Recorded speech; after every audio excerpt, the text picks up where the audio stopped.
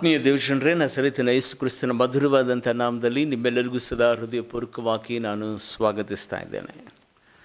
ನಿಮ್ಮೆಲ್ಲರ ಪ್ರಾರ್ಥನಾ ಪೂರ್ವಕವಾಗಿ ಕಳೆದ ಶನಿವಾರದಿಂದ ಹಿಡಿದು ಗುರುವಾರದ ತನಕ ನಡೆದಂಥ ಕೂಟಗಳಲ್ಲಿ ದೇವರು ಮಹಿಮೆಯಾಗಿ ನಮ್ಮನ್ನು ಬಲಪಡಿಸಿದನು. ಭಾನುವಾರ ಸಂಜೆ ಯಾದಗಿರಿನಲ್ಲಿ ನಡೆದಂಥ ಯವನಸ್ಥರ ಕ್ರಿಸ್ಮಸ್ ಸೆಲೆಬ್ರೇಷನಲ್ಲಿ ಸರಿಸುಮಾರು 3,000-4,000 ಜನ ಒಟ್ಟುಗೂಡಿ ಬಂದು ದೇವರನ್ನು ಆರಾಧನೆ ಮಾಡುವಂತೆ ದೇವರು ಕೃಪೆ ತೋರಿಸಿದನು. ಯಾದಗಿರಿಯ ಅನೇಕ ಭಾಗಗಳಿಂದ ಮತ್ತು ಸುತ್ತಮುತ್ತಲಿರುವಂಥ ರಾಯಚೂರು ಜಿಲ್ಲೆಯಿಂದಲೂ ಸದಾ ಅನೇಕ ಯವನಸ್ಥರು ಆ ಕೂಟದಲ್ಲಿ ಬಂದು ಭಾಗವಹಿಸಿ ಸಿಸ್ಟರ್ ಮೋನಿಕಾ ಅವರ ಆ ಸಂದೇಶವನ್ನು ಕೇಳಿ ಅನೇಕ ವಿಧದಲ್ಲಿ ಉಜ್ಜೀವನಗೊಳ್ಳುವ ಹಾಗೆ ದೇವರು ಕೃಪೆ ಮಾಡಿದ್ದಕ್ಕಾಗಿ ದೇವರಿಗೆ ವಂದನೆ ಸಲ್ಲಿಸ್ತೇನೆ. ಮತ್ತು 2 ಮತ್ತು 3ನೇ ತಾರೀಕು ನಡೆದಂಥ ಬೀದರ್ನ ಹಾಲುಹಳ್ಳಿ ಕಲ್ವಾರಿ ಜಾತ್ರೆಯಲ್ಲಿ ಸಾವಿರಾರು ಸಂಖ್ಯೆಯಲ್ಲಿ ಜನರು ಒಟ್ಟುಗೂಡಿ ಬಂದು 2 ದಿನಗಳ ಕಾಲ ಆರಾಧನೆ ಸಂದೇಶದ ಮೂಲಕವಾಗಿ ಅನೇಕ ವಿಧವಾದಂಥ ಬಿಡುಗಡೆ ಮತ್ತು ಆತ್ಮಿಕ ಸ್ವಸ್ಥತೆಯನ್ನು ದೇವರು ಅನುಗ್ರಹಿಸುವುದರ ಮೂಲಕವಾಗಿ ಒಂದು ದೊಡ್ಡದಾದಂಥ ಪ್ರಾರ್ಥನೆಯ ಉಜ್ಜೀವನಕ್ಕೆ ಮತ್ತು ಕರ್ತನನ್ನು ಕಂಡುಕೊಳ್ಳುವುದಕ್ಕೆ ದೇವರು ವಿಶೇಷವಾಗಿ ಬಲಪಡಿಸಿದನು. ನಿರ್ಜನವಾದಂಥ ಪ್ರದೇಶ, ಅಕ್ಕಪಕ್ಕದಲ್ಲಿ ಯಾವುದೇ ಊರು ಇಲ್ಲದೆ ಇರುವಂಥ ಒಂದು ಪ್ರದೇಶ. ಆ ಪ್ರದೇಶಕ್ಕೆ ಬೀದರ್ನಿಂದ, ಯಾದಗಿರಿನಿಂದ, ಗುಲ್ಬರ್ಗದಿಂದ ಮತ್ತು ಸುತ್ತಮುತ್ತಲಿರುವಂಥ ಅನೇಕ ತಾಲೂಕು ಹಳ್ಳಿಗಳಿಂದ ಜನರು ಅಲೆಯಾಗಿ ಬಂದು ದೇವರ ಆಶೀರ್ವಾದವನ್ನು ಹೊಂದಿಕೊಂಡಿರುವುದಕ್ಕಾಗಿ ದೇವರಿಗೆ ನಾನು ವಂದನೆ ಸಲ್ಲಿಸ್ತೇನೆ. ಪ್ರತ್ಯೇಕವಾಗಿ ಕರ್ತನ ಸನ್ನಿಧಾನದಲ್ಲಿ 22ನೇ ತಾರೀಕು ಬೆಂಗಳೂರು ಪಟ್ಟಣದಲ್ಲಿರುವಂಥ ನಮ್ಮ ಸಭೆಯಲ್ಲಿ ಕ್ರಿಸ್ಮಸ್ ಸೆಲೆಬ್ರೇಷನ್ಸ್ ಇರುವಂಥದ್ದಾಗಿದೆ. ಅಲ್ಲೂ ಸಹ ಮೋನಿಕಾ ಸಿಸ್ಟರ್ ದೇವರ ವಾಕ್ಯವನ್ನು ಅಲ್ಲಿ ಹಂಚಿಕೊಳ್ಳಿಕ್ಕಿದ್ದಾರೆ. ಬೆಂಗಳೂರು ಪ್ರಾಂತ್ಯದಲ್ಲಿರುವಂಥ ಅನೇಕ ಯವನಸ್ಥ ಮಕ್ಕಳಿಗೆ ಇದೊಂದು ಸುವರ್ಣಾವಕಾಶ. ದೇವಜನರೇ, 22ನೇ ತಾರೀಕು ಸರಿಸುಮಾರು 5 ಗಂಟೆಯಿಂದ 7 ಗಂಟೆ ತನಕ ನಡೆಯುವಂಥ ಈ ವಿಶೇಷವಾದಂಥ ಕೂಟದಲ್ಲಿ ನೀವು ಭಾಗವಹಿಸಿ ದೇವರ ಆರಾಧನೆಯಲ್ಲಿ ಪಾಲ್ಗೊಂಡು ದೈವಾಶೀರ್ವಾದವನ್ನು ಹೊಂದಿಕೊಳ್ಳಬೇಕೆಂಬುದಾಗಿ ನಿಮ್ಮನ್ನು ಹೃದಯಪೂರ್ವಕವಾಗಿ ವಂದಿಸುತ್ತೇನೆ. ಅಷ್ಟು ಮಾತ್ರವಲ್ಲ, 20ನೇ ತಾರೀಕು ಮುಂಡಗೋಡು, ಅಂದರೆ ದಕ್ಷಿಣ ಕನ್ನಡ ಜಿಲ್ಲೆಯ ಮುಂಡಗೋಡು ಜಿಲ್ಲೆಯಲ್ಲಿ ಅಲ್ಲಿರುವಂಥ ಒಂದು ಗ್ರಾಮ, ಆ ಗ್ರಾಮದಲ್ಲಿ ಒಂದು ದೊಡ್ಡದಾದಂಥ ಕ್ರಿಸ್ಮಸ್ ಸೆಲೆಬ್ರೇಷನ್ಸನ್ನು ಮಾಡಲಿಕ್ಕಿದ್ದಾರೆ. ಇಂಡೋರ್ ಎಂಬುದಾಗಿ ಅದರ ಗ್ರಾಮದ ಹೆಸರು. ಸರಿಸುಮಾರು 2,000-3,000 ಜನ ಅಲ್ಲಿ ಗ್ಯಾದರಿಂಗ್ ಆಗ್ತಾರೆ ಪ್ರತಿ ವರ್ಷ. ಆ ಕೂಟದಲ್ಲಿ ದೇವರು ಆ ಸ್ಥಳದಲ್ಲಿ ಅನೇಕ ಜನರನ್ನು ಬಿಡುಗಡೆ ಮಾಡ್ತಾ ಇದ್ದಾರೆ, ರೋಗಿಗಳನ್ನು ಸ್ವಸ್ಥ ಮಾಡ್ತಾ ಇರ್ತಾರೆ. ಪ್ರತಿ ವರ್ಷವೂ ಸದಾ ಸಾಕ್ಷಿಗಳನ್ನು ನಾವು ಕೇಳ್ತಾ ಇರ್ತೇವೆ. ಆ ಕೂಟಕ್ಕಾಗಿ ಸದಾ ಪ್ರಾರ್ಥನೆ ಮಾಡಿರಿ. ಅದಾದ ನಂತರ 23ನೇ ತಾರೀಕು ಪ್ರತ್ಯೇಕವಾಗಿ IPC ಚರ್ಚ್ ವಿವೇಕನಗರ ಬೆಂಗಳೂರಿನಲ್ಲಿ ಸೆಲೆಬ್ರೇಷನ್ ಇರುವಂಥದ್ದಾಗಿದೆ, ಕ್ರಿಸ್ಮಸ್ ಸೆಲೆಬ್ರೇಷನ್ಸ್. ಅದಕ್ಕಾಗಿ ಸದಾ ಪ್ರಾರ್ಥನೆ ಮಾಡಿರಿ. 25ನೇ ತಾರೀಕು ತುಮಕೂರು ಸಭೆಯಲ್ಲಿ ಬೆಳಿಗ್ಗೆ 9 ಗಂಟೆಯಿಂದ ಕ್ರಿಸ್ಮಸ್ ಸೆಲೆಬ್ರೇಷನ್ ಇರ್ತದೆ. ಮತ್ತು 1ನೇ ತಾರೀಕು 31ನೇ ತಾರೀಕು ನೈಟು ಮತ್ತು 1ನೇ ತಾರೀಕು ಬೆಳಗ್ಗೆ ಸದಾ ಹೊಸ ವರ್ಷದ ಆಚರಣೆ ಇರುವಂಥದ್ದಾಗಿದೆ. ಈ ಕೂಟಗಳಿಗಾಗಿ ನಿರಂತರವಾಗಿ ಪ್ರಾರ್ಥನೆ ಮಾಡಿರಿ. ಕರ್ತನು ನಿಮ್ಮನ್ನು ಆಶೀರ್ವಾದ ಮಾಡಲಿ. ಈಗಾಗಲೇ ನಿಮಗೆ ಟೈಟಲನ್ನು ಸ್ಟೇಟಸಲ್ಲಿ ನಾವು ಕೊಟ್ಟಿದ್ದೇವೆ, ನೀವು ನೋಡಿದ್ದೀರಿ ಎಂಬುದಾಗಿ ನಾನು ನೆನೆಸುತ್ತೇನೆ. ಹೌದು ಆತ್ಮೀಯ ದೇವಜನರೇ, ಕರ್ತನು ಇವತ್ತು ನಮ್ಮ ಸಂಗಡ ದಿವ್ಯವಾದಂಥ ಒಂದು ಸಂದೇಶವನ್ನು ಆತನು ಪ್ರಕಟಿಸ್ತಾ ಇದ್ದಾನೆ. ನಮ್ಮೆಲ್ಲರಿಗೂ ಸದಾ ಆತ್ಮಿಕವಾದಂಥ ಒಂದು ಬಲವನ್ನು ದೇವರಾತ್ಮನು ಕೊಡಲಿಕ್ಕಿದ್ದಾನೆ. ಅದಕ್ಕಾಗಿ ದೇವರಿಗೆ ವಂದನೆ ಸಲ್ಲಿಸ್ತೇನೆ. ಈ ವೇಳೆಯಲ್ಲಿ ದೇವರ ಸನ್ನಿಧಾನದಲ್ಲಿ ದೇವರು ದರ್ಶನ ಕೊಡುವಂಥ ವೇಳೆಯಲ್ಲಿ ಕರ್ತನಿಗೆ ನೀನು ಮೊರೆ ಇಡಬೇಕೆಂಬುದಾಗಿ ಇವತ್ತಿನ ಒಂದು ವಿಶೇಷವಾದಂಥ ಸಂದೇಶ. ದೇವರು ನಿನಗೆ ದರ್ಶನ ಕೊಡುವಂಥ ವೇಳೆಯಲ್ಲಿ ಆತನಿಗೆ ಮೊರೆ ಇಡಬೇಕೆಂಬುದು. ಹೌದು ಪ್ರೀತಿಯುಳ್ಳ ದೇವಜನರೇ, ಕರ್ತನ ಸನ್ನಿಧಾನದಲ್ಲಿ ದೇವರ ಆ ದರ್ಶನ ಯಾವಾಗ ನಮಗೆ ಸಿಗುತ್ತದೋ, ಪ್ರತ್ಯೇಕವಾಗಿ ದೇವರು ನಮ್ಮನ್ನು ದರ್ಶಿಸುವಾಗ, ಅಥವಾ ದೇವರು ನಮ್ಮ ಸಂಗಡ ಮಾತನಾಡುವಾಗ, ಅಥವಾ ದೇವರು ನಮ್ಮೊಟ್ಟಿಗೆ ಆತನು ಸಂಕಲ್ಪವನ್ನು ತೊಡುವಂಥ ಸಂದರ್ಭದಲ್ಲಿ ಆತನಿಗೆ ಮೊರೆಯಿಡುವುದಾದರೆ ಯಾವ ವಿಧವಾದಂಥ ಸಂಗತಿಗಳು ನಮ್ಮ ಆತ್ಮಿಕತೆ ಬದುಕಿನಲ್ಲಿ ನಡೀತದೆ ಎಂಬುದಾಗಿ ಸ್ವಲ್ಪ ಸಮಯಗಳ ಕಾಲ ನಾವು ಧ್ಯಾನ ಮಾಡಿಕೊಳ್ಳುವಂಥರಾಗೋಣ. ಸತ್ಯವೇದದಲ್ಲಿ ನಾವು ನೋಡುವಂಥವರಾಗಿದ್ದೇವೆ. ಕೀರ್ತನೆ 32ನೇ ಅಧ್ಯಾಯದ 6ನೇ ವಚನವನ್ನು ನಾವು ಗಮನಿಸುವಂಥವರಾಗೋಣ. 32ನೇ ಕೀರ್ತನೆ 6ನೇ ವಚನ. ಇದರಿಂದ ಭಕ್ತರೆಲ್ಲರೂ ಸಕಾಲದಲ್ಲಿ ನಿನ್ನನ್ನು ಪ್ರಾರ್ಥಿಸಲಿ. ಮಹಾಪ್ರವಾಹವು ಅಂಥವರನ್ನು ಮುಟ್ಟುವುದೇ ಇಲ್ಲ. ಸಕಾಲದಲ್ಲಿ, ಅದರ ಅರ್ಥ ದೇವರು ಯಾವಾಗ ನಮ್ಮ ಜೊತೆಲಿ ಮಾತನಾಡುತ್ತಾನೋ, ಯಾವಾಗ ನಮಗೆ ದರ್ಶನ ಕೊಡ್ತಾನೋ, ಯಾವಾಗ ವೈಯಕ್ತಿಕವಾಗಿ ಪ್ರಾರ್ಥಿಸಬೇಕೆಂಬುದಾಗಿ ನಮ್ಮನ್ನು ಪ್ರೇರೇಪಿಸುತ್ತಾನೋ, ಆ ಕಾಲದಲ್ಲಿ, ಅದೇ ದೇವರ ದರ್ಶನದ ಕಾಲ, ಅದೇ ಸಕಾಲದಲ್ಲಿ ಯಾವ ದೈವ ಭಕ್ತನೂ ಕರ್ತನ ಸನ್ನಿಧಾನದಲ್ಲಿ ಪ್ರಾರ್ಥನೆ ಮಾಡುತ್ತಾನೋ, ಆ ಪ್ರಾರ್ಥನೆ ಮಾಡುವಂಥ ವೇಳೆಯಲ್ಲಿ ಯಾವ ವಿಧವಾದಂಥ ಪ್ರವಾಹವು, ಯಾವ ಸುನಾಮಿಯು, ಯಾವ ವಿಧವಾದಂಥ ಅಲೆಗಳು ನಿಮ್ಮ ವಿರುದ್ಧವಾಗಿ ಎದ್ದು ನಿಂತಿರಿಸದ, ಅವು ನಿಮ್ಮನ್ನು ಸೋಕದ ಹಾಗೆ ದೇವರು ಅವುಗಳಿಂದ ಪಾರು ಮಾಡುವಂಥವನಾಗಿದ್ದಾನೆ. ಹೌದು ಪ್ರೀತಿಯುಳ್ಳ ದೇವಜನರೇ, ನಿಜವಾಗ್ಲೂ ಸದಾ ಅನೇಕ ಸಂದರ್ಭಗಳಲ್ಲಿ ನಾವು ಪ್ರಾರ್ಥಿಸುವುದನ್ನು ತುಂಬ ನೆಗ್ಲೆಕ್ಟ್ ಮಾಡುತ್ತೇವೆ. ಅನೇಕ ವೇಳೆಗಳಲ್ಲಿ ನಮ್ಮ ಬದುಕಿನಲ್ಲಿ ಪ್ರಾರ್ಥನೆಗೆ ಅಷ್ಟು ಪ್ರಾಧಾನ್ಯತೆಯನ್ನು ಕೊಡುವುದಿಲ್ಲ. ದೇವರು ಅನೇಕ ಬಾರಿ ನಮ್ಮ ಜೊತೆಯಲ್ಲಿ ಆತನು ವಿಶೇಷವಾದಂಥ ದರ್ಶನಗಳೊಟ್ಟಿಗೆ ಆತನು ಮಾತನಾಡುತ್ತಾನೆ. ದರ್ಶನಗಳು ಅಂತ ಹೇಳಿದ ತಕ್ಷಣ ನಮ್ಮ ಜೊತೆಯಲ್ಲಿ ಆತನು ಬಂದು ಮುಖಾಮುಖಿಯಾಗಿ ಮಾತನಾಡೋದು ಅಥವಾ ಮುಖಾಮುಖಿಯಾಗಿ ನಿಂತುಕೊಳ್ಳೋದು ಅದಲ್ಲ. ದರ್ಶನಗಳನ್ನು ಈ ರೀತಿಯಾಗಿ ಹೋಲಿಕೆ ಮಾಡುತ್ತಾರೆ. ಆತನು ಕನಸುಗಳ ಮೂಲಕವಾಗಿ ಮಾತನಾಡುತ್ತಾನೆ, ಆತನು ಸೇವಕರುಗಳ ಮೂಲಕವಾಗಿ ಮಾತನಾಡುತ್ತಾನೆ, ಆತನು ಪ್ರವಚನದ ಮೂಲಕವಾಗಿ ಮಾತನಾಡುತ್ತಾನೆ, ಪ್ರವಾದನೆಗಳ ಮೂಲಕವಾಗಿ ದೇವರು ಮಾತನಾಡುತ್ತಾನೆ. ಅದರ ಜೊತೆಯಲ್ಲಿ ದೇವರ ವಾಕ್ಯದ ಮೂಲಕವಾಗಿ ದೇವರು ಮಾತನಾಡುತ್ತಾನೆ. ಪ್ರತ್ಯೇಕವಾಗಿ ಕರ್ತನ ಸನ್ನಿಧಾನದಲ್ಲಿ ನಾನು ಇಷ್ಟಪಡುವಂಥ ಒಂದು ಸಂಗತಿ ಯಾವುದು ಅಂದರೆ, ಈ ದರ್ಶನ, ಕನಸುಗಳು, ಪ್ರವಚನಗಳು, ಪ್ರತ್ಯೇಕವಾಗಿ ಕನಸುಗಳ ಮೂಲಕವಾಗಿ ಮಾತನಾಡೋದಕ್ಕಿಂತಲೂ ದೇವರ ವಾಕ್ಯದ ಮೂಲಕವಾಗಿ ದೇವರು ಮಾತನಾಡುವುದನ್ನು ನಾನು ಭಾಳ ಇಷ್ಟಪಡ್ತೇನೆ. ಯಾಕೆ ಪಾಸ್ಟ್ರೆ, ದೇವರು ಕೊಟ್ಟಂಥ ದರ್ಶನ ಮತ್ತು ಕನಸುಗಳು ನೀವು ನಂಬಲ್ವಾ ಅಂತ ನೀವು ಕೇಳಬಹುದು. ನಂಬಿಕೆ ಇಲ್ಲ ಅಂತ ನಾನು ಹೇಳೋದಿಲ್ಲ. ಒಂದು ವೇಳೆ ದರ್ಶನಗಳು, ಒಂದು ಕನಸುಗಳು ಬಹು ಪ್ರಯಾಸದಿಂದ ಬರಬಹುದು, ಅಥವಾ ಕೆಲವೊಂದು ಸಾರಿ ಮೇಕಪ್ ಹಾಕೋ ರೀತಿಯಲ್ಲಿ ಪ್ರವಚನಗಳು ಬರಬಹುದು, ದೇವರ ಸಂದೇಶಗಳು ಬರಬಹುದು. ಆದರೆ ದೇವರ ವಾಕ್ಯದ ಮೂಲಕವಾಗಿ ದೇವರು ಮಾತನಾಡಿದ ಅಂದರೆ ಅದನ್ನು ಯಾರು ಸದಾ ಬದಲಾಯಿಸೋದಕ್ಕೆ ಆಗಲ್ಲ. ಅದಕ್ಕೆ ಯೆಶಾಯ ಹೇಳಿದಂಥ ಸಂಗತಿ ನಮಗೆಲ್ಲರಿಗೂ ಚೆನ್ನಾಗಿ ಗೊತ್ತಿದೆ.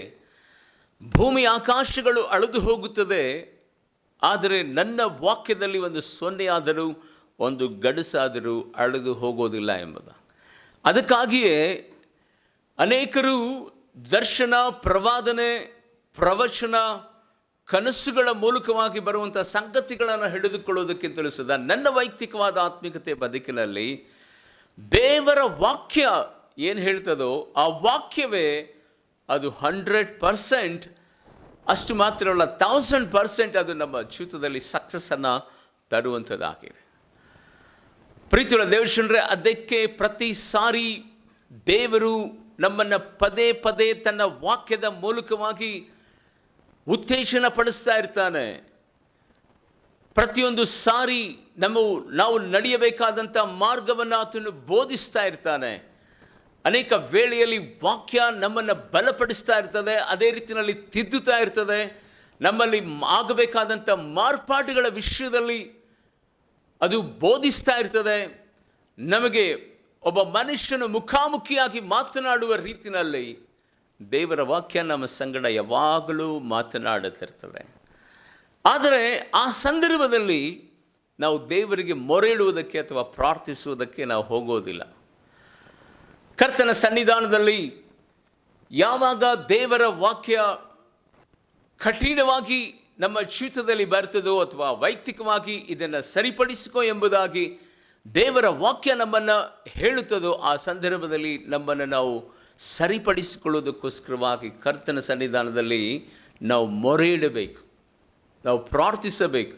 ಆಗ ನಮ್ಮ ಬದುಕಿನಲ್ಲಿ ಮುಂದೆ ಬರುವಂಥ ಎಲ್ಲ ಪ್ರವಾಹಗಳು, ಎಲ್ಲ ಸುನಾಮಿ ಅಲೆಗಳು ಯೇಸುವಿನ ನಾಮದಲ್ಲಿ ಆ ವಾಕ್ಯವಾಗಿರುವಂಥ ದೇವರು ಅದನ್ನು ತಡೆದು ನಿಲ್ಲಿಸುವಂಥವನಾಗಿದ್ದಾನೆ. ಅದಕ್ಕಾಗಿ ಯೇಸು ಕ್ರಿಸ್ತನ ನಾಮದಲ್ಲಿ ನಾನು ಒಂದನ್ನು ಪ್ರಾರ್ಥನೆ ಮಾಡುತ್ತೇನೆ. ನಿಮ್ಮ ಕುಟುಂಬದ ವಿರುದ್ಧವಾಗಿ, ನಿಮ್ಮ ಮಕ್ಕಳ ವಿರುದ್ಧವಾಗಿ, ನಿಮ್ಮ ಬಿಸ್ನೆಸ್ಸಿನ ವಿರುದ್ಧವಾಗಿ ಯಾವ ಪ್ರವಾಹವು, ಯಾವ ಅಲೆಗಳು ಬಡಿದುಕೊಂಡು ಹೋಗದ ರೀತಿಯಲ್ಲಿ ದೇವಾದಿದೇವನು ತನ್ನ ದರ್ಶನದ ಮೂಲಕವಾಗಿ, ತನ್ನ ವಾಕ್ಯದ ಮೂಲಕವಾಗಿ ಮಾತನಾಡುವಂಥ ವೇಳೆಯಲ್ಲಿ ನಮ್ಮನ್ನು ನಾವು ತಗ್ಗಿಸಿಕೊಂಡು ಕರ್ತನ ಸನ್ನಿಧಾನದಲ್ಲಿ ಮೊರೆಯುವುದಾದರೆ, ದೇವ ಮಗುವೆ, ನಿಮ್ಮಷ್ಟು ಪುಣ್ಯವಂತರು, ಧನ್ಯರು ಈ ಪ್ರಪಂಚದಲ್ಲಿ ಯಾರೂ ಇರೋದಿಲ್ಲ. ಒಂದು ವೇಳೆ ತಿಳಿಯದ ಹಾಗೆ ಯಾವ ವಿಧವಾದಂಥ ಒಂದು ಪ್ರತಿಕೂಲವಾದಂಥ ಪರಿಸ್ಥಿತಿ ನಿಮ್ಮ ಬದುಕಿನಲ್ಲಿ ಇವತ್ತು ಇದನ್ನು ಬಿಟ್ಟುಕೊಡೋಕ್ಕಾಗಲ್ಲ, ಇದು ಸರಿಯಲ್ಲ, ಇದು ಒಳ್ಳೆಯದಲ್ಲ, ನಾನು ಮಾಡ್ತಿರೋದು ತಪ್ಪು, ಅಥವಾ ವೈಯಕ್ತಿಕವಾದ ನನ್ನ ಜೀವಿತದಲ್ಲಿ ಇದನ್ನು ನಾನು ಸರಿಪಡಿಸಿಕೊಳ್ಬೇಕೆಂಬುದಾಗಿ ಒಂದು ವೇಳೆ ನಿಮ್ಮ ಮನಸ್ಸಿನಲ್ಲಿ ಯಾವ ವಿಧವಾದ ಸಂಗತಿಗಳಿದೆಯೋ ಅದನ್ನು ದೇವರ ಹತ್ರ ಒಪ್ಪಿ ಅರಿಕೆ ಮಾಡಿ ಅದನ್ನು ದೇವರ ಸಮ್ಮುಖದಲ್ಲಿ ನಾವು ಸಮರ್ಪಣೆ ಮಾಡುವುದಾದರೆ, ಖಂಡಿತವಾಗಿಯೂ ದೇವರು ನಿನ್ನ ಪರವಾಗಿ ಬರುವಂಥ, ನಿನ್ನ ಪರವಾಗಿ ಇರುವಂಥ ಎಲ್ಲ ವಿಧವಾದ ದೈವ ಆಶೀರ್ವಾದಗಳನ್ನು ನಿನಗೆ ಅನುಗ್ರಹಿಸುವುದರ ಮೂಲಕವಾಗಿ ನಿನ್ನ ವಿರೋಧವಾಗಿ ನಿಂತುಕೊಂಡಿರುವಂಥ ಎಲ್ಲ ವಿಧವಾದ ಅಲೆಗಳನ್ನು, ಆ ಎಲ್ಲ ಭೋರ್ಗರೆತವನ್ನು ದೇವರು ತಡೆದು ನಿಲ್ಲಿಸುವಂತನಾಗಿದ್ದಾನೆ. ಬೈಬಲಲ್ಲಿ ನಾವು ನೋಡುತ್ತಿರಾಗಿದ್ದೇವೆ, ಯೋನನಿಗೆ ದೇವರು ಹೇಳ್ತಾ ಇದ್ದಾನೆ, ಯೋನ ನೀನು ನಿನೆವೆಗೆ ಹೋಗು ಎಂಬುದಾಗಿ.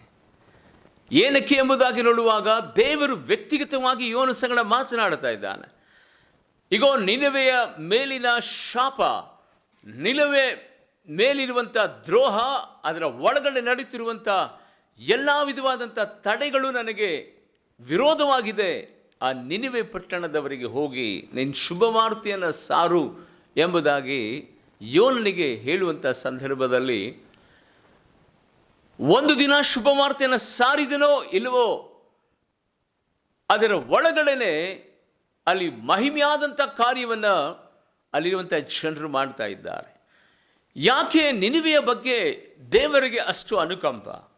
ಇದು ಇಸ್ರೇಲ್ ದೇಶ ಅಲ್ಲ, ಇದು ಅಶೂರ್ಯರು ಬದುಕುತ್ತಿರುವಂಥ ಸನ್ನರೀಬ್ ಎನ್ನುವಂಥ ರಾಜ್ಯ ಆಳುತ್ತಿರುವಂಥ ಒಂದು ಪ್ರದೇಶ.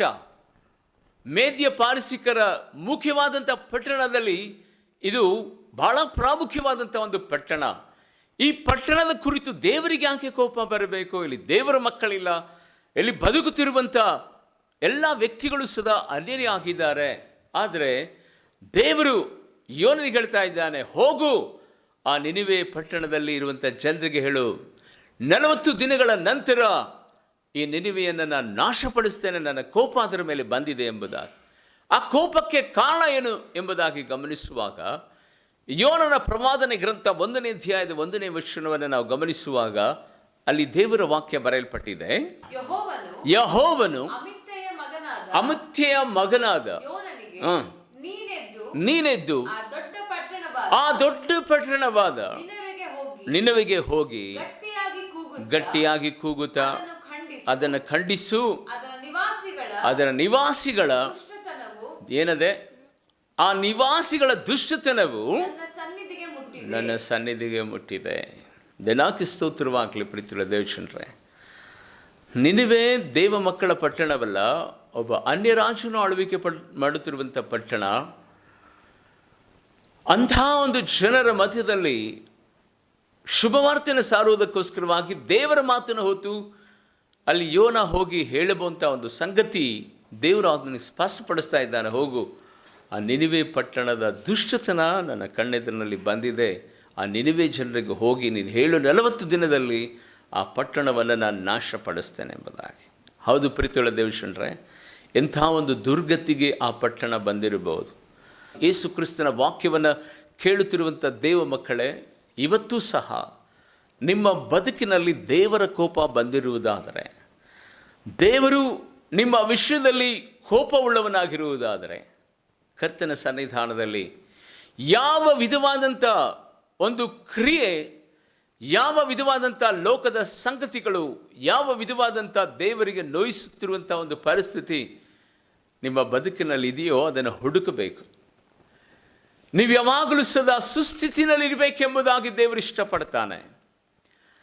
ಆತನು ಬೇಗನೆ ಶಿಕ್ಷೆ ಕೊಡುವಂಥ ದೇವರಲ್ಲ, ಕಠಿಣವಾಗಿ ವರ್ತನೆ ಮಾಡುವಂಥ ದೇವರು ಆತನಲ್ಲ. ಆತನು ದಯಾಸಾಗರನಾಗಿರುವಂಥ, ದೀರ್ಘಶಾಂತನಾಗಿರುವಂಥ ದೇವರು ಆತನಾಗಿದ್ದಾನೆ.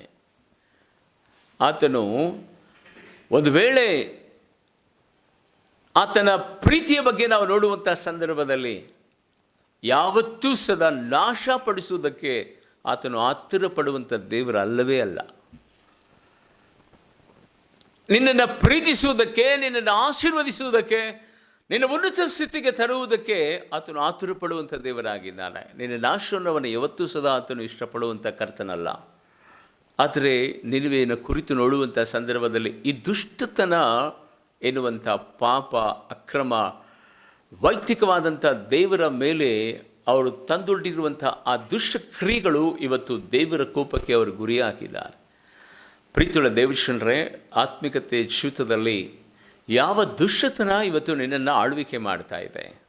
ಮದ್ಯಪಾನನ, ವ್ಯಭಿಚಾರನ, ಇಲ್ಲ ಜೂಜಾಟನ, ಅಥವಾ ವೈಯಕ್ತಿಕವಾಗಿ ನಿನ್ನ ಬದುಕಿನಲ್ಲಿ ಅಶ್ಲೀಲವಾದಂಥ ಯಾವುದೋ ವಿಧವಾದಂಥ ಪುಸ್ತಕಗಳನ್ನು ಓದುವುದು ಅಥವಾ ಅಶ್ಲೀಲವಾದ ಚಿತ್ರಗಳನ್ನು ನೋಡಿ ಆತ್ಮಿಕತೆ ಬದುಕನ್ನು ನೀನು ಒಂದು ವೇಳೆ ಆ ರೀತಿಯಾಗಿ ದುರ್ಗತಿಗೆ ನೀನು ಹೋಗಿರುವುದಾದರೆ, ಯೇಸುವಿನ ನಾಮದಲ್ಲಿ ನಿನ್ನ ದುಷ್ಟತನವನ್ನು ಕರ್ತನ ಸನ್ನಿಧಾನದಲ್ಲಿ ಒಪ್ಪಿಸಿಕೊಟ್ಟು ದೇವರು ಸಿಗುವಂಥ ಈ ವಾಕ್ಯವನ್ನು ಆಲಿಸುತ್ತಿರುವಂಥ ಈ ವೇಳೆಯಲ್ಲಿಯೇ, ಅಪ್ಪ ದೇವ ಕರ್ತನೆ ಸ್ವಾಮಿ, ನನ್ನ ದುರ್ಗತಿಗೆ, ನನ್ನ ದುಷ್ಟತನಕ್ಕೆ ದೇವರೇ ನಾನೇ ಕಾರಣನಾಗಿದ್ದೇನೆ. ನನ್ನ ಒಳಗಡೆ ದೇವರೇ ಕರ್ತನೆ ಸ್ವಾಮಿ, ಈ ರೀತಿಯಾದಂಥ ಪರಿಸ್ಥಿತಿ, ಪರಿಶುದ್ಧತೆ ಇಲ್ಲದೆ ನಾನು ಬದುಕ್ತಾ ಇದ್ದೇನೆ ಎಂಬುದಾಗಿ ದೇವರ ಕಡೆಗೆ ತಿರುಗಿ ನೀನು ಒಪ್ಪಿಸಿಕೊಳ್ಳುವುದಾದರೆ, ನಿನ್ನ ವಿರೋಧವಾಗಿ ನಿಂತುಕೊಂಡಿರುವಂಥ ಎಲ್ಲ ಭೋರ್ಗರಿತವಾದಂಥ ಅಲೆಗಳನ್ನು ದೇವರು ತಡೆದು ನಿಲ್ಲಿಸುತ್ತಾನೆ.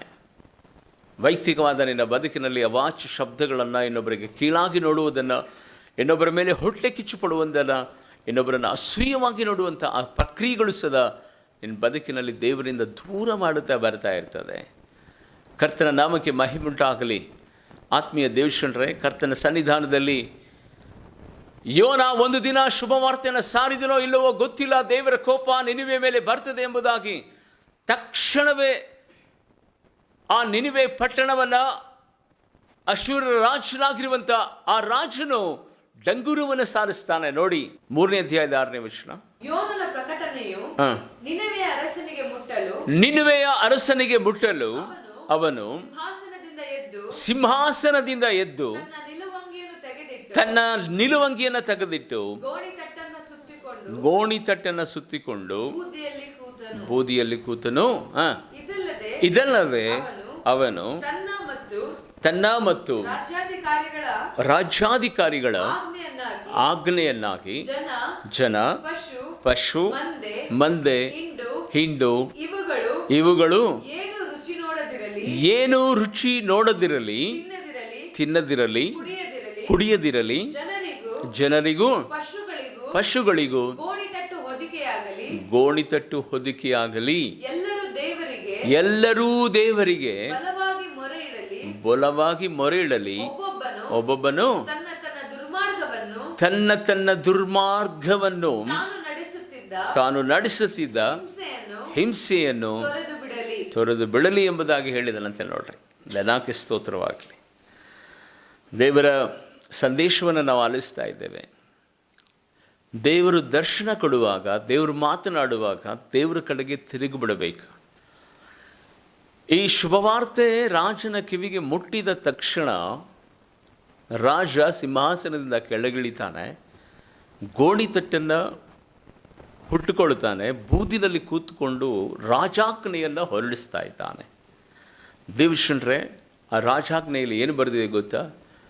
ಸೇನಾಧಿಕಾರಿಗಳು, ಪ್ರಜೆಗಳು, ಗಂಡು ಮಕ್ಕಳು, ಹೆಣ್ಣು ಮಕ್ಕಳು, ಅವರ ಮಕ್ಕಳು, ಪ್ರತಿಯೊಂದು ಪಕ್ಷಿ ಮತ್ತು ಪಶುಗಳೆಲ್ಲರೂ ಸದಾ ಏನು ತೆಗೆದುಕೊಳ್ಳಬಾರದು. ಅದಾದ ನಂತರ ಆತನು ಹೇಳುವಂಥ ಸಂಗತಿಯನ್ನು ನೋಡ್ರಿ, ನೀವು ಮಾಡಿದಂಥ ತಪ್ಪುಗಳನ್ನು, ನೀವು ಮಾಡಿದಂಥ ದುರ್ಗತಿಗಳನ್ನು, ನೀವು ಮಾಡಿರುವಂಥ ದುಷ್ಟತನವನ್ನು, ನೀವು ಮಾಡಿದಂಥ ಹಿಂಸೆಗಳನ್ನು ದೇವರಿಗೆ ಅರಿಕೆ ಮಾಡಿ ಅದನ್ನು ಬಿಟ್ಟು ಬಿಡ್ರಿ ಎಂಬುದಾಗಿ. ಕರ್ತನ ಸನ್ನಿಧಾನದಲ್ಲಿ ದೇವರ ಶಬ್ದ ನಮಗೆ ಸಿಕ್ಕ ತಕ್ಷಣವೇ ದೇವರ ಕಡೆಗೆ ತಿರುಗಿ ನಾವು ಪ್ರಾರ್ಥನೆ ಮಾಡಬೇಕು. ರಾಜ ಒಬ್ಬನೇ ಪ್ರಾರ್ಥನೆ ಮಾಡಿದರೆ ಸಾಕಾಗಿತ್ತಲ್ಲ, ಆದರೆ ರಾಜ ಸಕಲ ಮಾನವರಿಗೂ ಮತ್ತು ಆ ದೇಶದಲ್ಲಿರುವಂಥ ಪ್ರಾಣಿ ಪಕ್ಷಿಗಳಿಗೂ ಸದಾ ಅದೇ ಆಜ್ಞೆಯನ್ನು ಹೊರಡಿಸುತ್ತಾನೆ. ಆ ರಾಜನಿಗೆ ಒಂದು ವೇಳೆ ಹೀಗೆ ಅನಿಸಿರ್ಬೋದು, ಆ ರಾಜನಿಗೆ ಒಂದು ವೇಳೆ ನಾನು ಪ್ರಾರ್ಥನೆ ಮಾಡಿದರೆ ದೇವರು ಕೇಳಿ ಒಂದು ವೇಳೆ ನನ್ನ ದೋಷವನ್ನು ಆತನು ತೀರಿಸದೆ ನನ್ನ ದೇಶವನ್ನು ಅಥವಾ ನನ್ನ ಪ್ರಾಂತ್ಯವನ್ನು ನಾಶ ಮಾಡಿಬಿಡುವುದು ಏನೋ, ನನ್ನ ಪ್ರಾರ್ಥನೆಯನ್ನು ಕೇಳದಿದ್ರೂ ಪರವಾಗಿಲ್ಲ, ನನ್ನ ಸೈನಿಕರ ಮಂತ್ರಿಗಳ ಪ್ರಾರ್ಥನೆಯನ್ನಾದರೂ ಆತನು ಕೇಳ್ತಾನಲ್ವಾ ಎಂಬುದಾಗಿ ನೆನೆಸಿ ಅವರನ್ನು ಸದಾ ಪ್ರಾರ್ಥನೆಗೆ ನಿಲ್ಲಿಸಿದನು. ಒಂದು ವೇಳೆ ಸೈನಿಕರು, ಅವನ ಪ್ರಜೆಗಳು ಅಂದರೆ ಸೈನಿಕರು ಮತ್ತು ಅಲ್ಲಿರುವಂಥ ಸೇನಾಧಿಪತಿಗಳ ಮೊರೆಯನ್ನು ಕೇಳದೆ ಹೋದರೂ ಸಹ ಅಲ್ಲಿರುವಂಥ ಗಂಡು ಮಕ್ಕಳ ಪ್ರಾರ್ಥನೆಯನ್ನಾದರೂ ದೇವರು ಕೇಳಿ ಈ ಪಟ್ಟಣವನ್ನು ರಕ್ಷಿಸ್ತಾನೆ ಎಂಬುದಾಗಿ ಅವನು ನಂಬಿದನು. ಒಂದು ವೇಳೆ ಗಂಡು ಮಕ್ಕಳ ಪ್ರಾರ್ಥನೆ ಕೇಳದೆ ಹೋದರೂ ಅವರ ಹೆಂಡತಿಯರ ಪ್ರಾರ್ಥನೆಯನ್ನು ದೇವರು ಕೇಳಿ ಈ ಪಟ್ಟಣವನ್ನು ರಕ್ಷಿಸ್ತಾನೋ ಏನೋ ಎಂಬುದಾಗಿ ಆತನು ನಂಬಿದನು. ಒಂದು ವೇಳೆ ಆ ಹೆಂಡತಿಯರ ಪ್ರಾರ್ಥನೆ ಕೇಳದೆ ಹೋದರೂ ಈ ಚಿಕ್ಕ ಚಿಕ್ಕ ಮಕ್ಕಳು ಇದ್ದಾರಲ್ಲ, ಅವರ ಪ್ರಾರ್ಥನೆಯನ್ನಾದರೂ ಕೇಳಿ ಈ ಪಟ್ಟಣವನ್ನು ದೇವರು ರಕ್ಷಿಸ್ತಾನೆ ಎಂಬುದಾಗಿ ಆತನು ನಂಬಿದನು.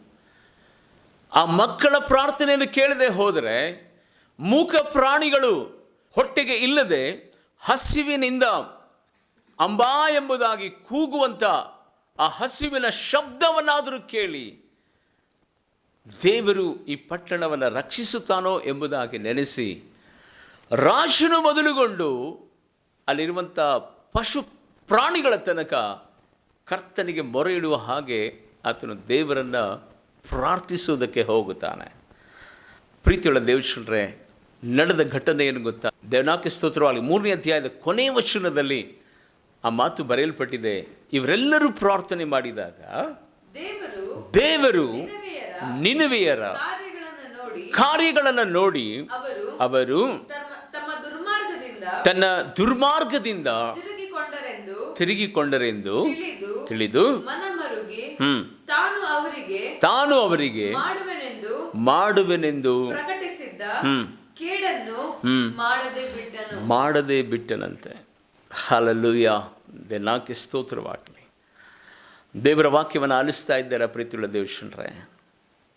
ದೇವರು ದರ್ಶಿಸುವಾಗ, ದೇವರು ದರ್ಶನ ಕೊಡುವಾಗ, ದೇವರು ವಾಕ್ಯದ ಮೂಲಕವಾಗಿ ಮಾತನಾಡುವಾಗ, ಕರ್ತನ ಸನ್ನಿಧಾನದಲ್ಲಿ ನಮ್ಮನ್ನು ನಾವು ಸರಿಪಡಿಸಿಕೊಳ್ಳುವಾಗ ದೇವರ ಕೋಪ ಅದು ಪ್ರೀತಿಯಾಗಿ ಮಾರ್ಪಡ್ತದೆ, ದಯೆಯಾಗಿ ಮಾರ್ಪಡ್ತದೆ, ಕರುಣೆಯುಳ್ಳವನಾಗಿ ದೇವರು ಮಾರ್ಪಡುತ್ತಾನೆ.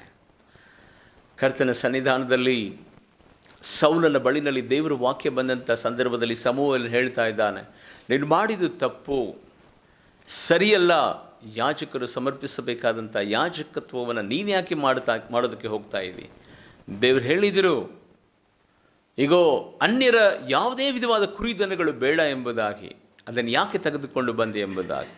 ಆತನು ಹೇಳುವಂಥ ಸಂಗತಿಯನ್ನು ಗೊತ್ತಾ? ನೀನು ದೇವರಾಗಿರುವಂಥ ಯೆಹೋವನಿಗೆ ಯಜ್ಞವನ್ನು ಸಮರ್ಪಿಸುವುದಕ್ಕಾಗಿ ದೇವರು ಯಾವುದನ್ನು ಅನ್ಯರ ಸಂಗತಿಗಳನ್ನು ನಮ್ಮ ಶ್ರುತದಲ್ಲಿ ಆತನು ಬರುವುದಕ್ಕೂ ವೈಯಕ್ತಿಕವಾಗಿ ಅನ್ಯರ ಯಾವುದೇ ವಿಧವಾದ ವಸ್ತುಗಳನ್ನು ದೇವರ ಅಂಗೀಕಾರ ಮಾಡಿಕೊಳ್ಳೋದಿಲ್ಲ. ಆತ್ಮೀಯ ದೇವಜನರೇ, ದೇವರ ಮಾತಿಗೆ ವಿರೋಧವಾಗಿ ನಿಂತುಕೊಂಡನು, ಅವನ ಸಂತತಿ ನಾಶವಾಗಿ ಹೋಯಿತು. ಆದರೆ ನಾತಾನ್ ಎನ್ನುವಂಥ ಪ್ರವಾದಿ ದಾವಿದನ ಬಳಿನಲ್ಲಿ ಬಂದು ಹೇಳ್ತಾ ಇದ್ದಾನೆ, ನೀನೇ ಆ ತಪ್ಪು ಮಾಡಿದ ಮನುಷ್ಯ ಎಂಬುದಾಗಿ ಹೇಳಿದಂಥ ಸಂದರ್ಭದಲ್ಲಿ ದಾವಿದನು ಆ ಪ್ರವಾದಿ ಹೇಳ್ತಾನೆ, ಅಯ್ಯ, ನಾನು ಮಾಡಿದ ಪಾಪ, ನಾನು ಮಾಡಿದ ತಪ್ಪು, ನಾನು ಮಾಡಿದಂಥ ದ್ರೋಹ ಒಂದು ವೇಳೆ ನನ್ನ ದೇವರಿಗೆ ಅದು ಮುಟ್ಟಲಿ, ಯಾಕೆಂದರೆ ನಾನೇ ನನ್ನ ದೇವರ ವಿರುದ್ಧವಾಗಿ ದ್ರೋಹ ತಪ್ಪು ಪಾಪಗಳನ್ನು ಮಾಡಿದ್ದೇನೆ, ನನ್ನನ್ನು ಕ್ಷಮಿಸುವ ಹಾಗೆ ಪ್ರವಾದಿಯಾಗಿರುವಂಥ ನಾತಾನನೇ ನೀನು ನನಗಾಗಿ ಪ್ರಾರ್ಥನೆ ಮಾಡು ಎಂಬುದಾಗಿ ಕರ್ತನ ಸನ್ನಿಧಾನದಲ್ಲಿ ತನ್ನನ್ನು ತಾನು ತಗ್ಗಿಸಿಕೊಂಡು ಆತನು ಪ್ರಾರ್ಥಿಸ್ತಾನೆ. ಅದು ಪ್ರೀತಿಯುಳ್ಳ ದೇವಶಂಟ್ರೆ, ಪ್ರಾರ್ಥಿಸದೆ ದೇವರ ವಿರೋಧವನ್ನು ಕಟ್ಟಿಕೊಂಡಂಥ ಆ ಸೌಲನ ಸಂತತಿ ನಾಶವಾಗಿ ಹೋಯಿತು. ದೀನತೆಯಿಂದ ತಗ್ಗಿಸಿಕೊಂಡು ದೇವರ ಮಾತಿಗೆ, ದೇವರು ಕೊಟ್ಟಂಥ ದರ್ಶನಕ್ಕೆ, ಆ ಪ್ರವಾದನೆ ವಾಕ್ಯಕ್ಕೆ ತನ್ನನ್ನು ತಾನು ತಗ್ಗಿಸಿಕೊಂಡು ದೇವರ ಸಮಕ್ಷಮದಲ್ಲಿ ತನ್ನನ್ನು ತಾನು ಸಮರ್ಪಣೆ ಮಾಡಿದಂಥ ಆ ದಾವೀದನ ಸಂತತಿಯನ್ನು ಇದುವರೆಗೂ ದೇವರು ಸ್ಥಿರಪಡಿಸಿ ನಡೆಸಿದನು. ಅದಕ್ಕೆ ಕರ್ತನ ಸನ್ನಿಧಾನದಲ್ಲಿ ಪ್ರೀತಿಯುಳ್ಳ ದೇವಶಂಟ್ರೆ, ಯೇಸು ಸ್ವಾಮಿ ಲೋಕದಲ್ಲಿ ಇರುವಂಥ ಸಂದರ್ಭದಲ್ಲಿ ಲೂಕನ ಬರೆದ ಸುವಾರ್ತೆ 19ನೇ ಅಧ್ಯಾಯದ 41ನೇ ವಚನದಲ್ಲಿ ಯೆರೂಸಲೇಮನ ಕುರಿತು ಆತನು ಹೀಗೆ ಉಚ್ಚರಿಸ್ತಾ ಇದ್ದಾನೆ. ದೇನಾಕ್ಕೆ ಸ್ತೋತ್ರವಾಗಲಿ. ಗಮನಿಸೋಣ. ಲೂಕನ ಬರೆದ ಸುವಾರ್ತೆ 19ನೇ ಅಧ್ಯಾಯದ 41ನೇ ವಚನ. ತರುವಾಯ ಆತನು ಆ ಯೆರೂಸಲೇಮಿನ ಸಮೀಪಕ್ಕೆ ಬಂದಾಗ ಪಟ್ಟಣವನ್ನು ನೋಡಿ ಅದರ ವಿಷಯವಾಗಿ ಆತನು ಅಳ್ತಾ ಇದ್ದಾನೆ. ನೀನಾದರೂ ಸಮಾಧಾನಕ್ಕೆ ಬೇಕಾದದ್ದನ್ನ ಇದೇ ದಿನದಲ್ಲಿ ತಿಳಿದುಕೊಂಡರೆ ಎಷ್ಟೋ ಒಳ್ಳೆಯದು. ಆದರೆ ಈಗ ಅದು ನಿನ್ನ ಕಣ್ಣಿಗೆ ಮರೆಯಾಗಿದೆ. ದೇವರು ನಿನಗೆ ದರ್ಶನ ಕೊಟ್ಟ ಸಮಯವನ್ನು ನೀನು ತಿಳಿಕೊಳ್ಳಲಿಲ್ಲವಾದ್ದರಿಂದ ನಿನ್ನ ವೈರಿಗಳು ಒಡ್ಡು ಕಟ್ಟಿ ನಿನ್ನ ಸುತ್ತಲೂ ಮುತ್ತಿಗೆ ಹಾಕಿ ಎಲ್ಲ ಕಡೆಗಳಲ್ಲಿಯೂ ನಿನ್ನನ್ನು ಬಂದು ಮಾಡಿ ನಿನ್ನನ್ನು ನಿನ್ನೊಳಗಿರುವ ನಿರ್ಮೂಲ ಮಾಡಿ ನಿನ್ನಲ್ಲಿ ಕಲ್ಲಿನ ಮೇಲೆ ಕಲ್ಲು ನಿಲ್ಲದಂತೆ ಮಾಡುವ ದಿವಸಗಳು ನಿನ್ನ ಮೇಲೆ ಬರುವು ಅಂದನು. ಹೌದು ಪ್ರೀತಿಯುಳ್ಳ ದೇವಶಂಟ್ರೆ, ಇದು ಯೆರೂಸಲೇಮಿನ ಕುರಿತು ಸ್ವಾಮಿ ಹೇಳಿದಂಥ ಒಂದು ದಿವ್ಯವಾದಂಥ ಒಂದು ಪ್ರವಾದನೆ. ಶತ್ರುಗಳು ಈಗ ಆಲ್ರೆಡಿ ಯೆರೂಸಲೇಮಿನ ಸುತ್ತಲೂ ಒಡ್ಡುಗಟ್ಟಿದ್ದಾರೆ. ಯೆರೂಸಲೇಮಿನ ಕುರಿತು ಸ್ವಾಮಿ ಹೇಳಿದಂಥ ಸಂಗತಿ ಏನಂದರೆ, ಈಗ ನೀನು ತಿರುಗಿಕೊಳ್ಳದೆ ಹೋದರೆ, ಈಗ ನೀನು ದೇವರು ಕೊಟ್ಟಿರುವಂಥ ದರ್ಶನವನ್ನು ಮತ್ತೆ ನೀನು ಪಡೆದುಕೊಳ್ಳದೆ ಹೋದರೆ, ನಿನ್ನಲ್ಲಿರುವಂಥ ಕಲ್ಲಿನ ಮೇಲಿನ ಕಲ್ಲನಿಸದ ಬೀಳು ಹಾಗೆ ಶತ್ರುಗಳು ಒಡ್ಡನ್ನು ಕಟ್ಟುತ್ತಾರೆ ಎಂಬುದಾಗಿ ಕರ್ತನ ಸನ್ನಿಧಾನದಲ್ಲಿ ಪ್ರೀತಿಯುಳ್ಳ ದೇವಚಂದ್ರೇ, ಕರ್ತನ ವಾಕ್ಯ ನಮ್ಮ ಜೀವಿತದಲ್ಲಿ ಪ್ರವೇಶ ಮಾಡುವಂಥ ಸಂದರ್ಭದಲ್ಲಿ ನಮ್ಮನ್ನು ನಾವು ಸರಿಪಡಿಸಿಕೊಂಡು ಕರ್ತನಿಗೋಸ್ಕರವಾಗಿ ನಾವು ಬದುಕುವುದಕ್ಕಾಗಿ ನಾವು ನಮ್ಮನ್ನು ಸರಿಪಡಿಸಿಕೊಳ್ಳುವುದಾದರೆ, ದೇವರ ವಾಕ್ಯದಲ್ಲಿ ನಾವು ನೋಡುತ್ತೇವೆ. 32ನೇ ಕೀರ್ತನೆ 6ನೇ ವಚನದಲ್ಲಿ, ಸಕಾಲದಲ್ಲಿ ಅಂದರೆ ದೇವರು ಹೇಳುವಂಥ ಸಮಯದಲ್ಲಿ ನಾವು ದೇವರ ಕಡೆಗೆ ತಿರುಗಿ ಮೊರೆಯಿಡುವುದಾದರೆ, ಯಾವ ಪ್ರವಾಹವು, ಯಾವ ತಡೆಗಳು, ಯಾವ ಭೋರ್ಗರಿತವು, ಯಾವ ಅಲೆಗಳು ನಮ್ಮನ್ನು ಮುಟ್ಟೋದಕ್ಕೆ ಆಗೋದೇ ಇಲ್ಲ. ಕರ್ತನ ಸನ್ನಿಧಾನದಲ್ಲಿ ದೇನಾಕ್ಕೆ ಸ್ತೋತ್ರವಾಗಲಿ. ನಮ್ಮ ಒಳಗಡೆ ಇರುವಂಥ ಯಾವುದೇ ಒಂದು ದುಷ್ಟತನವಾಗಿರಲಿ, ದುರ್ಗತಿಯಾಗಲಿ, ಯಾವುದೇ ವಿಧವಾದ ದುಷ್ಟತ್ವವಾಗಲಿ ನಮ್ಮನ್ನು ಆಳ್ವಿಕೆ ಮಾಡುತ್ತಿರುವುದಾದರೆ, ಇವತ್ತು ಬಿಟ್ಟು ದೇವರ ಕಡೆಗೆ ತಿರುಗಿ, ಅಪ್ಪ ನಿನ್ನ ಮಾತಿನ ಮೇರೆಗೆ ನನ್ನ ಜೀವಿತವನ್ನು ನಾನು ಕಟ್ಟಿಕೊಳ್ಳುತ್ತೇನೆ, ನಿನ್ನ ವಾಕ್ಯವೇ ನನ್ನ ಜೀವಿತದಲ್ಲಿ ನೆರವೇರಲಿ, ನಿನ್ನ ಚಿತ್ತವೇ ನನ್ನ ಜೀವಿತದಲ್ಲಿ ನೆರವೇರಲಿ, ನಿನ್ನ ಮಾತೇ ನನಗೆ ಅಂತಿಮ, ನೀನೇ ನನಗೆ ಸಾಕು ಎಂಬುದಾಗಿ ಇವತ್ತು ನಾವು ದೇವರ ಕಡೆಗೆ ತಿರುಗಿಕೊಳ್ಳುವುದಾದರೆ, ನಿನಗೆ ರಕ್ಷಣೆ ಕೊಟ್ಟ ದೇವರು ಇವತ್ತು ನಿನಗೂ ಸದಾ ರಕ್ಷಣೆ ಕೊಳ್ತಾನೆ. ದಾವೀದನನ್ನು ಸಂರಕ್ಷಿಸಿದಂಥ ದೇವರು ಅವನ ತಪ್ಪು ಪಾಪಗಳನ್ನು ಕ್ಷಮಿಸಿ ಅವನ ಕುಟುಂಬವನ್ನು ಸ್ಥಿರಪಡಿಸಿದಂಥ ದೇವರು ನಿನಗೂ ಸದಾ ಸ್ಥಿರಪಡಿಸುವಂತವನಾಗಿದ್ದಾನೆ. ಕರ್ತನ ಸನ್ನಿಧಾನದಲ್ಲಿ ದೇವರು ನಿನ್ನ ಎಲ್ಲ ವಿಧವಾದ ಭಕ್ತಿ, ವಿಧೇಯತೆ, ಯಜ್ಞ, ಹೋಮ, ನೀನು ಕೊಡುವಂಥ ಪ್ರತಿಯೊಂದು ಕಾಣಿಕೆಗಳಿಗಿಂತಲೂ ಸದಾ ದೇವರು ಮೆಚ್ಚುವಂಥ ಸಂಗತಿ ವಿಧೇಯತೆ. ಸೌಲನು ಅವಿಧೇಯನಾದನು, ತನ್ನ ಆತ್ಮಕತೆ ಬದುಕಿನಲ್ಲಿ ಜಾರಿ ಬಿದ್ದನು, ಮೇಲಕ್ಕೆ ಎದ್ದೊಳಲಿಲ್ಲ. ಅವಿಧೇಯತೆಯಲ್ಲಿ ಬಿದ್ದಂಥ ದಾವೀದನು ಮತ್ತೆ ದೇವರ ಕಡೆಗೆ ತಿರುಗಿಕೊಂಡನು, ದೇವರು ಅವನನ್ನು ಸ್ಥಿರಪಡಿಸಿದನು. ದೇವ ಮಗುವೆ, ಇದು ಸುಸಂದರ್ಭ. ದೇವರ ಸನ್ನಿಧಾನದಲ್ಲಿ ಈ ಕ್ಷಣದಲ್ಲಿಯೇ ಒಂದು ವೇಳೆ ನಿನ್ನ ಒಳಗಡೆ ಇರುವಂಥ ದುಷ್ಟತನ ಏನೇ ಇರುವುದಾದರೂ ಅದನ್ನು ಬಿಟ್ಟು ದೇವರ ಕಡೆಗೆ ತಿರುಗಿ ದೇವಾನನ್ನು ರಕ್ಷಿಸು ಎಂಬುದಾಗಿ ನೀನು ಮರೆಯುವುದಾದರೆ ಖಂಡಿತವಾಗಿ ಈ ಕ್ಷಣದಲ್ಲಿ ದೇವರು ನಿನ್ನನ್ನು ನಿನ್ನ ಕುಟುಂಬವನ್ನು ರಕ್ಷಿಸಿ ಆಶೀರ್ವಾದ ಮಾಡುವಂತನಾಗಿದ್ದಾನೆ. ಕಣ್ಣುಗಳನ್ನು ಮುಚ್ಚಿ ಒಂದು ನಿಮಿಷ ಪ್ರಾರ್ಥನೆ ಮಾಡಿಕೊಳ್ಳೋಣ. ತಂದೆಯಾದ ದೇವ, ನಿನ್ನ ಮಹೋನ್ನತವಾದಂಥ ಪ್ರಸನ್ನತೆ ನಮ್ಮ ಮಧ್ಯದಲ್ಲಿ ಬಲವಾಗಿ ಚಲಿಸಿದ್ದಕ್ಕಾಗಿ ನನಗೆ ಸ್ತೋತ್ರ. ಸಾರ್ವಭೌಮನಾಗಿರುವಂಥ ನೀನು ಸರ್ವಶಕ್ತನಾಗಿದ್ದಿ. ನಿನ್ನ ಉನ್ನತವಾದಂಥ ಕರಗಳು ದೇವರೇ ಕರ್ತನೆ ಸ್ವಾಮಿ, ಈ ಸುಸಂದರ್ಭದಲ್ಲಿ ದೇವರೇ ಕರ್ತನೆ ಯಾರ್ಯಾರ ಒಳಗಡೆ ದೇವರೇ ಕರ್ತನೆ ಸ್ವಾಮಿ ನಿನ್ನ ಪ್ರೀತಿ, ನಿನ್ನ ಕರುಣೆ, ನಿನ್ನ ದಯೆ ದೇವರೇ ಕರ್ತನೆ ಸ್ವಾಮಿ ಇದೆಯೋ ದೇವರೇ, ಅಂಥ ಮಕ್ಕಳನ್ನು ಇವತ್ತು ಸಂಧಿಸುವುದರ ಮೂಲಕವಾಗಿ ನಿನ್ನ ವಿರೋಧವಾಗಿ ದೇವರೇ ಕರ್ತನೆ ಯಾರ್ಯಾರು ದೇವರೇ ಕರ್ತನೆ ದುಷ್ಟತನದಲ್ಲಿಯೂ ದುರ್ಗತಿಯಲ್ಲಿಯೂ ದೇವರೇ ಕೆಟ್ಟ ಆಲೋಚನೆಗಳಲ್ಲಿಯೂ ಕರ್ತನೆ ಕೆಟ್ಟ ಕ್ರಿಯೆಗಳಲ್ಲಿ ಬದುಕುತ್ತಾ ಇದ್ದಾರೋ ಅಂಥ ಮಕ್ಕಳನ್ನು ದೇವರೇ ಕರ್ತನೆ ಈ ವಾಕ್ಯದ ಮೂಲಕವಾಗಿ ನೀನು ಸಂಧಿಸಿ ಅವರಲ್ಲಿ ಒಂದು ದೊಡ್ಡ ಬದಲಾವಣೆ ಮಾರ್ಪಾಡನ್ನು ಕೊಡುವುದರ ಮೂಲಕವಾಗಿ ದೇವ ಕರ್ತನೆ ಅವರ ಜೀವಿತದಲ್ಲಿ ಎದ್ದಿರುವಂಥ ಎಲ್ಲ ಅಲೆಗಳು, ಬೋರ್ಗರೆತೆಗಳು, ಎಲ್ಲ ಸುನಾಮಿ ತಡೆಗಳು, ಅವ್ರ ಕುಟುಂಬವನ್ನು ಅಲ್ಲೋಲ ಕಲ್ಲೋಲ ಮಾಡುತ್ತಿರುವಂಥ ಕರ್ತನೆ ತಡೆಗಳು ಇವತ್ತು ಯೇಸುವಿನ ನಾಮದಲ್ಲಿ ನೀನು ನೀಗಿಸಪ್ಪ. ತಂದೆಯಾದ ದೇವರೇ ಕರ್ತನೆ, ನಿನ್ನ ಕೋಪವನ್ನು ತಿಳಿದು ದುಷ್ಟತನದಿದ್ದಂಥ ನಿನವೇ ದೇವರೇ ನಿನ್ನ ಕಡೆಗೆ ತಿರುಗಿ ದೇವರೇ ಅವರು ಪ್ರಾರ್ಥಿಸಿದಾಗ ದೇವರೇ ಕರ್ತನೆ ತಕ್ಷಣವೇ ಮನಮರುಗಿ ಕಾಪಾಡಿದ ಕರ್ತನು ನೀನಪ್ಪ. ದಾವೀದನು ತಿರುಗಿ ನಿನ್ನ ಸನ್ನಿಧಾನದಲ್ಲಿ ಪ್ರಾರ್ಥಿಸಿದಾಗ ದೇವರೇ ಅವನ ಸಿಂಹಾಸನವನ್ನು ಸ್ಥಿರಪಡಿಸಿದ ಕರ್ತನು ನೀನಪ್ಪ. ಯೇಸು ಕ್ರಿಸ್ತನ ನಾಮದಲ್ಲಿ ಈ ವಾಕ್ಯವನ್ನು ಕೇಳುತ್ತಿರುವಂಥ ಪ್ರತಿಯೊಬ್ಬರ ಜೀವಿತದಲ್ಲೂ ಸಹ ಇವತ್ತು ನಿನ್ನ ಕಡೆಗೆ ತಿರುಗಿ ನಿನ್ನ ಸಮ್ಮುಖವನ್ನು ಬಯಸಿ ನಿನ್ನ ಪ್ರೀತಿಯಲ್ಲಿ ನೆಲೆಗೊಳ್ಳುವುದಕ್ಕೆ ಕರ್ತನೆ ಸ್ವಾಮಿ ಪ್ರತಿಯೊಬ್ಬರನ್ನು ಬಲಪಡಿಸು. ನಿನ್ನ ಆತ್ಮನ ಪ್ರಸನ್ನತೆ ದೇವರೇ ಕರ್ತನೆ ಈಗಲೇ ಅವರನ್ನು ಮುಟ್ಟಲಿ. ದೇವರೇ ಕರ್ತನೆ ಎಲ್ಲ ತಡೆಗಳಿಂದ ದೇವರೇ ಕರ್ತನೆ ದೂರ ಮಾಡಿ ನಿನ್ನೊಟ್ಟಿಗೆ ಬದುಕುವಂತೆ ನೀನು ಸಹಾಯ ಮಾಡು. ಪ್ರತ್ಯೇಕವಾಗಿ ಇವತ್ತು ಕಾಣಿಕೆಗಳನ್ನು ಸಲ್ಲಿಸಿದಂಥ ಕರ್ತನ ರೀಟಾ ಫಿಲಿಪೋಸ್ ಅವರಿಗಾಗಿಯೂ ದೇವರೇ ಕರ್ತನೆ ಅನೆಟ್ ಸಿಸ್ಟರ್ಗಾಗಿಯೂ ಕಾವ್ಯಶ್ರೀ ಅವರಿಗಾಗಿಯೂ ದೇವ ಕರ್ತನೆ ಸ್ವಾಮಿ ನಿನ್ನ ಸನ್ನಿಧಾನದಲ್ಲಿ ಸುವರ್ಣಲಕ್ಷ್ಮಿ ಅವರಿಗಾಗಿಯೂ ಪ್ರತ್ಯೇಕವಾಗಿ ನಿನ್ನ ಸನ್ನಿಧಾನದಲ್ಲಿ ದೇವರೇ ಕರ್ತನೆ ಸ್ವಾಮಿ ಬಿಟಿ ಪ್ರಭಾಲತಾ ಅವರಿಗಾಗಿಯೂ ದೇವರೇ ಕರ್ತನೆ ನಿನ್ನ ಸನ್ನಿಧಾನದಲ್ಲಿ ಇನ್ನು ಯಾರ್ಯಾರು ಪ್ರತ್ಯೇಕವಾಗಿ ಕಾಣಿಕೆ ದಶಮಾಗಳನ್ನು ಕೊಟ್ಟಿದ್ದಾರೋ ಎಲ್ಲ ಮಕ್ಕಳನ್ನು ಆಶೀರ್ವಾದ ಮಾಡಪ್ಪ. ಪರಲೋಕದ ದ್ವಾರಗಳನ್ನು ಕರ್ತನೆ ಅವರಿಗಾಗಿ ನೀನು ತೆರೆ ಮಾಡು. ಅತ್ಯುನ್ನತವಾದಂಥ ನಿನ್ನ ಕರ್ತನೆ ಪರಲೋಕದ ಬಾಗಿಲುಗಳನ್ನು ಅವರಿಗಾಗಿ ನೀನು ತೆರೆದು ನೀನು ಆಶೀರ್ವದಿಸಿ ಅವರಿಗೆ ಬೇಕಾದಂಥ ಪ್ರತಿಯೊಂದು ಅಗತ್ಯತೆಗಳನ್ನು ಸಂಧಿಸಿ ಸಹಾಯ ಮಾಡಿ ನಡೆಸು. ಯೇಸು ಕ್ರಿಸ್ತನ ನಾಮದಲ್ಲಿ ಬೇಡಿ ಪ್ರಾರ್ಥಿಸ್ತೇನೆ ನನ್ನ ಪರಲೋಕದ ತಂದೆಯಾದ ದೇವರೇ. ಆಮೇನ್, ಆಮೇನ್.